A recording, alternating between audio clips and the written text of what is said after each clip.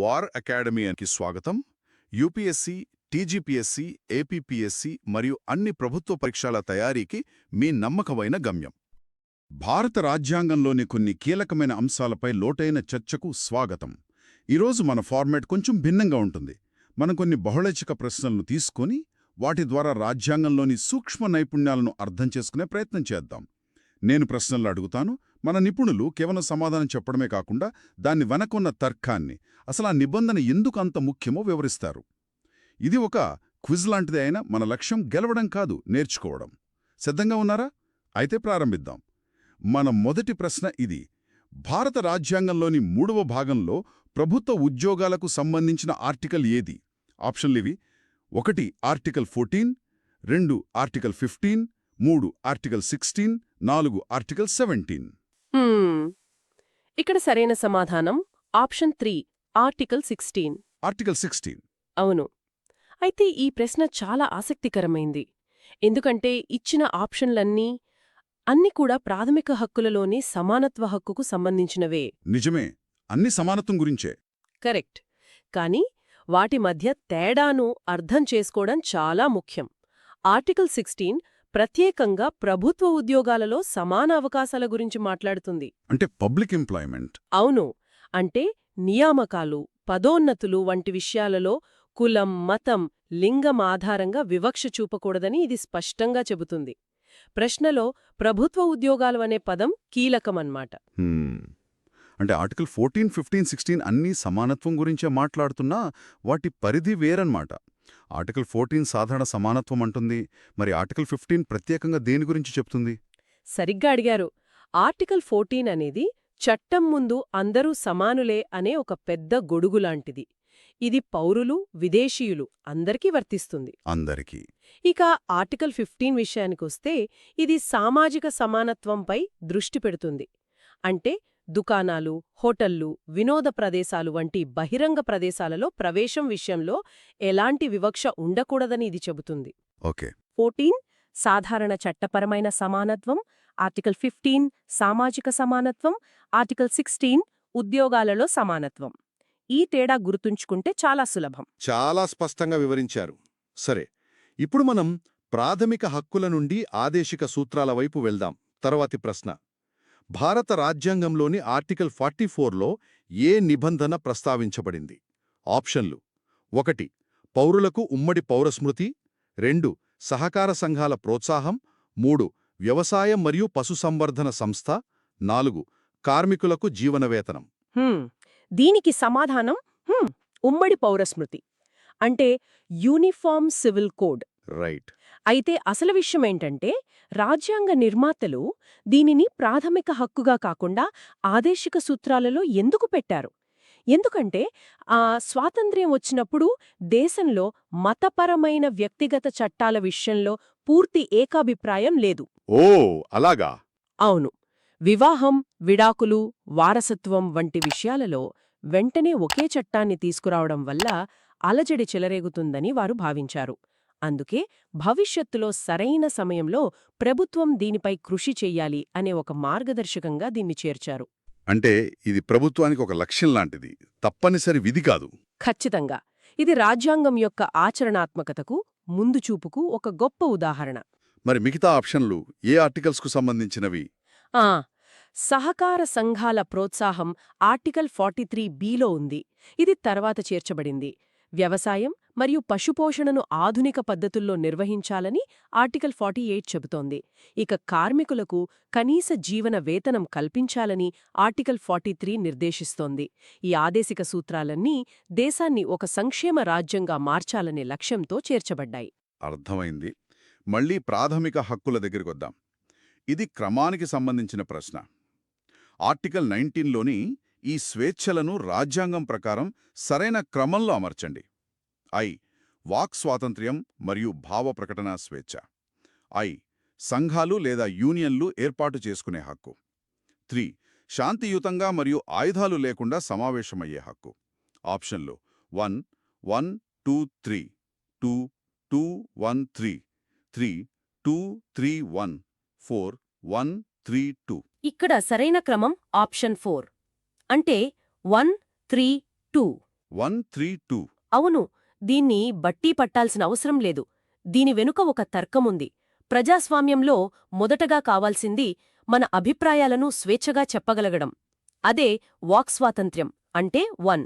Correct. ఒకే రకమైన అభిప్రాయాలున్న వ్యక్తులు ఒకచోట కలుసుకుంటారు, చర్చిస్తారు. అదే శాంతియుత సమావేశం అంటే 3. అలా కలిసినవారు తమ లక్ష్యాలను సాధించడానికి ఒక వ్యవస్థీకృత రూపాన్ని ఇస్తారు. అదే సంఘం లేదా యూనియన్ ఏర్పాటు అంటే 2. ఓ.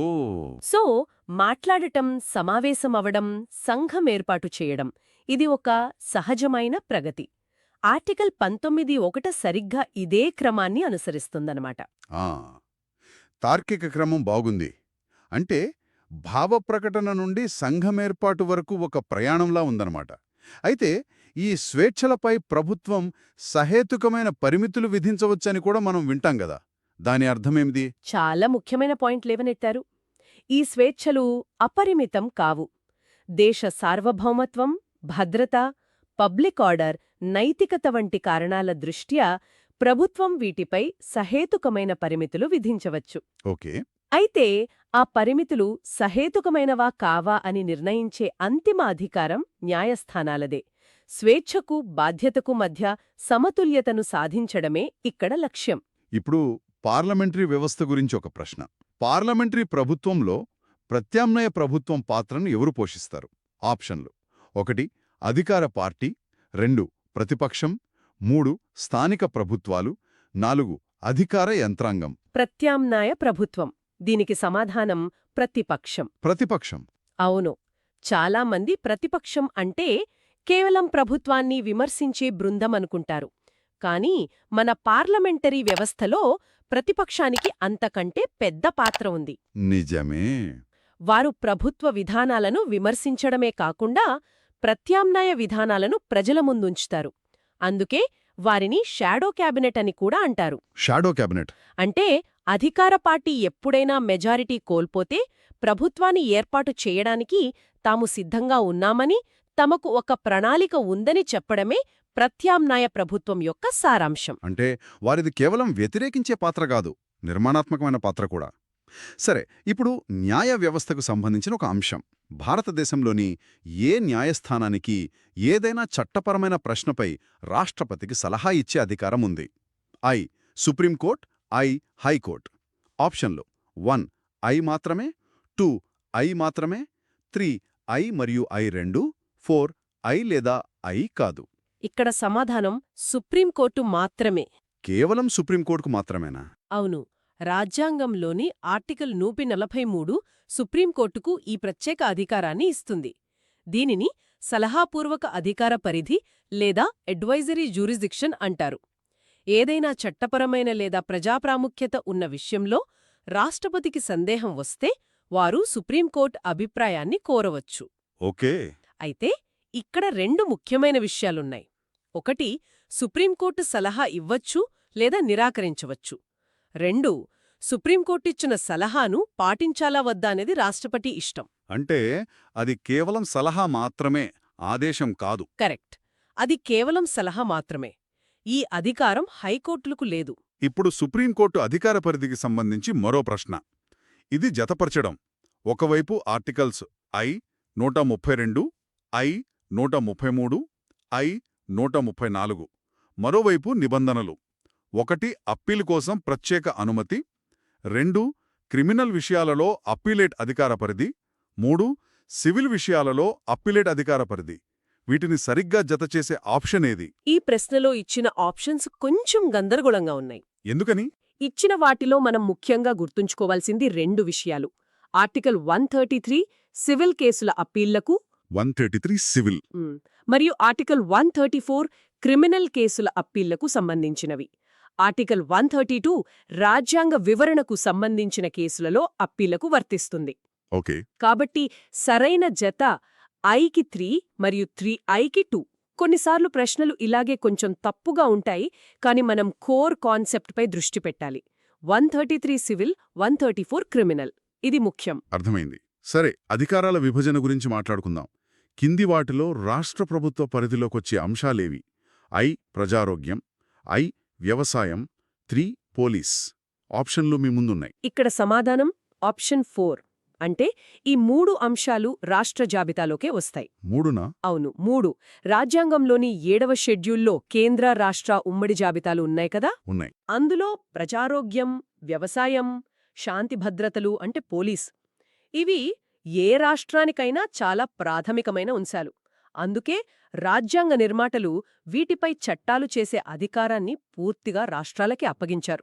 ఇప్పుడు మన శాసన వ్యవస్థ నిర్మాణం గురించి ఒక సరళమైన ప్రశ్న. భారత పార్లమెంట్ 1 ఏకసభ, 2 ద్విసభ, 3 త్రిసభ, 4 బహుసభ. ఇది చాలా సులభం. ద్విసభ అంటే బైకామరల్ శాసనసభ. ద్విసభ. అవును. ఆర్టికల్ 79 ప్రకారం మన పార్లమెంట్లో రాష్ట్రపతితో పాటు 2 సభలు ఉంటాయి, లోక్సభ మరియు రాజ్యసభ. లోక్సభను ప్రజల సభ అంటారు, ఎందుకంటే దానికి సభ్యులు ప్రజలచే ప్రత్యక్షంగా ఎన్నుకోబడతారు. రాజ్యసభను రాష్ట్రాల మండలి అంటారు, ఎందుకంటే దాని సభ్యులు రాష్ట్రాల శాసనసభ్యులచే ఎన్నుకోబడతారు. ఈ ద్విసభా విధానం వల్ల ప్రయోజనమేంటి? మంచి ప్రశ్న. లోక్సభలో ఆమోదం పొందిన బిల్లులను రాజ్యసభ మరోసారి సమీక్షిస్తుంది. ఇది తొందరపాటు నిర్ణయాలను నివారిస్తుంది మరియు రాష్ట్రాల ప్రయోజనాలను కూడా పరిగణనలోకి తీసుకుంటుంది. ప్రాథమిక హక్కులను కాపాడటంలో న్యాయస్థానాల పాత్ర చాలా ముఖ్యం కదా. దానికి సంబంధించిన ప్రశ్న ఇది. అక్రమ నిర్బంధంలో ఉన్న వ్యక్తిని కోర్టు ముందు హాజరుపరచడానికి ఏ రిట్ ఉపయోగపడుతుంది? ఆప్షన్లు: 1 హేబియస్ కార్పస్, 2 కో వారెంటో, 3 ప్రొహిబిషన్, 4 సెర్ష్యోరరీ. హేబియస్ కార్పస్ ఇది కేవలం ఒక లాటిన్ పదం కాదు, ఇది పౌరుడి చేతిలో ఉన్న ఒక బ్రహ్మాస్త్రం. బ్రహ్మాస్త్రం. అవును. హేబియస్ కార్పస్ అంటే శరీరాన్ని హాజరుపరచండి అని అర్థం. ఊహించుకోండి, పోలీసులు మీ స్నేహితుడిని ఎటువంటి కారణం లేకుండా అరెస్టు చేశారు అనుకోండి. మీరు కోర్టుకు వెళ్లి ఈ రిట్ దాఖలు చేస్తే కోర్టు ఆ వ్యక్తిని నా ముందు హాజరుపరచండి, మీరు ఏ అధికారంతో నిర్బంధించారు అని ప్రభుత్వాన్ని నిలదీస్తుంది. నిర్బంధం చట్టవిరుద్ధమని తేలితే వెంటనే విడుదల చేయమని ఆదేశిస్తుంది. ఇది ప్రభుత్వ అధికార దుర్వినియోగానికి ఒక శక్తివంతమైన అడ్డుకట్ట. అద్భుతంగా చెప్పారు. మరి మిగతా 3 రిట్స్ దేనికుపయోగిస్తారు? ఒక్క మాటలో చెప్పగలరా? తప్పకుండా. హో వారెంటో ఏ అధికారంతో అని ప్రభుత్వ పదవిలో ఉన్నవారిని ప్రశ్నించడానికి. ఓకే. ప్రొహిబిషన్ ఒక దిగువ కోర్టు తన పరిధి దాటి విచారణ జరపకుండా ఆపడానికి. ఇక సర్ష్యోరరీ దిగువ కోర్టు ఇప్పటికే ఇచ్చిన తప్పుడు తీర్పును రద్దు చెయ్యడానికి. నాకిక్కడొక సందేహం. సుప్రీంకోర్టు న్యాయమూర్తులకు 65 ఏళ్లు, హైకోర్టు న్యాయమూర్తులకు 62 ఏళ్లు కదా. ఆ వ్యత్యాసానికి ఏదైనా కారణముందా? దానికి సంబంధించిందే మన తర్వాతి ప్రశ్న. భారతదేశంలో న్యాయమూర్తుల పదవీకాలం ఎంత? ఆప్షన్లు: 1 60 సంవత్సరాలు, 2 62 సంవత్సరాలు, 3 65 సంవత్సరాలు, 4 70 సంవత్సరాలు. ఇది మంచి ప్రశ్న. ప్రశ్నలో సాధారణంగా భారతదేశంలో న్యాయమూర్తులు అని అడిగినప్పుడు మనం అత్యున్నత న్యాయస్థానమైన సుప్రీంకోర్టును పరిగణనలోకి తీసుకోవాలి. కాబట్టి సరైన సమాధానం 65 సంవత్సరాలు. 65 సంవత్సరాలు. అవును. ఆర్టికల్ 124 ప్రకారం సుప్రీంకోర్టు న్యాయమూర్తుల పదవీ విరమణ వయస్సు 65. అదే ఆర్టికల్ 217 ప్రకారం హైకోర్టు న్యాయమూర్తుల పదవీ విరమణ వయస్సు 62. మీరడిగినట్టు ఈ వ్యత్యాసంపై చాలా చర్చ జరిగింది. హైకోర్టు న్యాయమూర్తుల పదవీ విరమణ వయసును కూడా 65కు పెంచాలని చాలా కాలంగా డిమాండుంది, కానీ ఇంకా అది కార్యరూపం దాల్చలేదు. ఇప్పుడు ప్రజాస్వామ్య వికేంద్రీకరణకు పునాది వేసిన సవరణల గురించి. 73వ మరియు 74వ రాజ్యాంగ సవరణ చట్టం తర్వాత దేనికి ఊపు వచ్చింది? ఆప్షన్లు: 1 స్థానిక ప్రభుత్వం, 2 రాష్ట్ర శాసన మండలి, 3 జాతీయ మానవ హక్కుల కమిషన్, 4 రాష్ట్ర సంక్షేమ సామాజిక శాఖ. నిస్సందేహంగా దీనికి సమాధానం స్థానిక ప్రభుత్వం. Local government. అవును. 1992లో చేసిన ఈ 2 సవరణలు భారత ప్రజాస్వామ్యాన్ని అట్టడుగు స్థాయికి తీసుకెళ్లాయి. అంతకుముందు పంచాయతీలు, మున్సిపాలిటీలు ఉన్నప్పటికీ వాటికి రాజ్యాంగ భద్రత లేదు. 73వ సవరణ గ్రామీణ ప్రాంతాల్లో పంచాయతీరాజ్ సంస్థలకు, 74వ సవరణ పట్టణ ప్రాంతాల్లో మున్సిపాలిటీలకు రాజ్యాంగ భద్రత కల్పించాయి. దీనివల్ల వాటికి క్రమం తప్పకుండా ఎన్నికలు జరపడం, నిధులు కేటాయించడం, అధికారాలు బదిలీ చేయడం ఇవన్నీ తప్పనిసరి అయ్యాయి. స్థానిక ప్రభుత్వాల గురించే మరో ప్రశ్న. 73వ సవరణ ప్రకారం పంచాయతీల ఆర్థిక పరిస్థితులను ఎవరు సమీక్షించాలి? ఆప్షన్లు: 1 భారత ఆర్థిక సంఘం, 2 రాష్ట్ర ఆర్థిక సంఘం, 3 కంట్రోలర్ అండ్ ఆడిటర్ జనరల్, 4 రాష్ట్ర రెవెన్యూ శాఖ. దీనికి సమాధానం రాష్ట్ర ఆర్థిక సంఘం, state finance commission. State finance commission. అవును, ఇది చాలా కీలకమైన ఏర్పాటు. ఆర్టికల్ 280 కింద ఉండే కేంద్ర ఆర్థిక సంఘం కేంద్ర రాష్ట్రాల మధ్య నిధుల పంపిణీని చూస్తుంది కదా. అవును. అలాగే ఆర్టికల్ 243I కింద ప్రతి రాష్ట్రం ఒక రాష్ట్ర ఆర్థిక సంఘాన్ని ఏర్పాటు చేయాలి. ఇది రాష్ట్ర ప్రభుత్వం మరియు స్థానిక సంస్థల మధ్య పన్నులు, గ్రాంట్ల పంపిణీ ఎలా ఉండాలో సిఫార్సు చేస్తుంది. అంటే స్థానిక ప్రభుత్వాలు ఆర్థికంగా బలంగా ఉండటానికి ఇది అవసరమన్నమాట. ఖచ్చితంగా. ఇప్పుడు పంచాయతీల రద్దు గురించి. పంచాయతీరాజ్ సంస్థలను వాటి పదవీకాలం ముగియకముందే ఎవరు రద్దు చేయగలరు? 5 కేంద్ర ప్రభుత్వం, 2 రాష్ట్ర ప్రభుత్వం. రాష్ట్ర ప్రభుత్వం మాత్రమే. కేవలం రాష్ట్ర ప్రభుత్వమా? అవును, పంచాయతీరాజ్ అనేది పూర్తిగా రాష్ట్ర జాబితాలోని అంశం. కాబట్టి వాటి ఏర్పాటు, నిర్వహణ, రద్దు అన్నీ రాష్ట్ర ప్రభుత్వాల పరిధిలోనే ఉంటాయి. ఆర్టికల్ 243E ప్రకారం రాష్ట్ర ప్రభుత్వం ఒక పంచాయతీని రద్దు చేయవచ్చు. కానీ అలా చేసిన 6 నెలల్లోపు తప్పనిసరిగా మళ్లీ ఎన్నికలు నిర్వహించాలి. ఓకే, అది ముఖ్యం. అవును, ఇది స్థానిక ప్రభుత్వాల స్థిరత్వాన్ని కాపాడుతుంది. ఇందులో కేంద్ర ప్రభుత్వానికి ఎలాంటి పాత్ర ఉండదు. ఇప్పుడు పంచాయతీరాజ్ వ్యవస్థ ఆవిర్భావం వెనుక ఉన్న చారిత్రక కారణాలపై ఒక ప్రశ్న. పంచాయతీరాజ్ సంస్థల పరిచయం ఏ కార్యక్రమాల వైఫల్యం తర్వాత జరిగింది? Community development programme, 2 national extension services programme. దీనికి సమాధానం ఆప్షన్ 3, 2. 2నా? అవును, దీని వెనుక ఒక ఆసక్తికరమైన కథ ఉంది. 1950లలో గ్రామీణాభివృద్ధి కోసం ప్రభుత్వం ఈ 2 కార్యక్రమాలను పెద్ద ఎత్తున ప్రారంభించింది. కాని అవి పూర్తిగా ప్రభుత్వ అధికారుల చేతుల్లో ఉండటంతో ప్రజల భాగస్వామ్యం కొరబడి ఘోరంగా విఫలమయ్యాయి. ఓ, అంటే అవి ఫెయిలయ్యాయన్నమాట. అవును, ఈ వైఫల్యాన్ని అధ్యయనం చేసిన బల్వంతరాయ్ మెహతా కమిటీ అభివృద్ధిలో ప్రజలను భాగస్వాములను చేయకుండా ఏదీ సాధించలేం అని తేల్చి చెప్పింది. ఆ కమిటీ సిఫారసు చేసిన ప్రజాస్వామ్య వికేంద్రీకరణ అనే భావన నుండే పంచాయతీరాజ్ వ్యవస్థ పుట్టింది. అంటే ఆ కార్యక్రమాల వైఫల్యమే పంచాయతీరాజ్ వ్యవస్థకు పునాది వేసిందన్నమాట. చాలా ఆసక్తికరంగా ఉంది. సరే, ఈరోజుకి చివరి ప్రశ్న. భారత రాజ్యాంగంలోని ఏ ఆర్టికల్ మత వ్యవహారాలను నిర్వహించుకునే స్వేచ్ఛకు సంబంధించింది? ఆప్షన్లు: 1 ఆర్టికల్ 14, 2 ఆర్టికల్ 16, 3 ఆర్టికల్ 24, 4 ఆర్టికల్ 26. దీనికి సమాధానం ఆర్టికల్ 26. ఆర్టికల్ 26. అవును. ఆర్టికల్ 25 వ్యక్తిగత మతస్వేచ్ఛ గురించి మాట్లాడితే ఆర్టికల్ 26 సామూహిక మతస్వేచ్ఛ గురించి మాట్లాడుతుంది. అంటే ఒక గ్రూప్కి సంబంధించినది. కరెక్ట్. అంటే ప్రతి మతవర్గానికి తమ మతపరమైన సంస్థలను స్థాపించుకోవడానికి, నిర్వహించుకోవడానికి, స్థిరాస్తులను కలిగి ఉండటానికి హక్కు ఉంటుంది. లౌకిక రాజ్యంగా భారతదేశం అన్ని మతాల సమూహాలకు ఈ స్వేచ్ఛను హామీ ఇస్తుంది.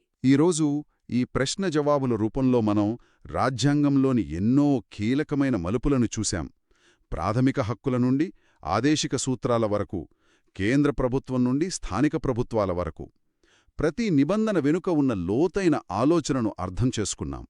ఈ చర్చ రాజ్యాంగంపై ఒక కొత్త దృక్పథాన్నిచ్చిందని ఆశిస్తున్నాను. ఖచ్చితంగా. ఇప్పుడు శ్రోతల కోసం ఒక ఆలోచింపజేసే ప్రశ్న. దీని గురించి ఆలోచించండి. కింది వాటిలో ఏ జత ఆర్టికల్స్ మరియు వాటి నిబంధనలు సరిగ్గా సరిపోలాయి? ఆర్టికల్ 169 ఒక రాష్ట్ర శాసనసభ ప్రత్యేక మెజారిటీతో తీర్మానం చేస్తే ఆ రాష్ట్రంలో శాసన మండలిని ఏర్పాటు చెయ్యమని లేదా రద్దు చేయమని పార్లమెంటును కోరవచ్చు. ఆర్టికల్ 171 శాసనమండలి సభ్యుల సంఖ్య 40 కన్నా తక్కువ ఉండకూడదు మరియు ఆ రాష్ట్ర శాసనసభ సభ్యుల సంఖ్యలో 1/3 మించకూడదు. ఆప్షన్లు: మాత్రమే, మాత్రమే, 2 లేదా 2 కాదు. ఈ రాష్ట్ర శాసనసభల నిర్మాణం గురించి ఆలోచిస్తూ ఈరోజు మనం చర్చించిన విషయాలను మరోసారి మననం చేసుకోండి.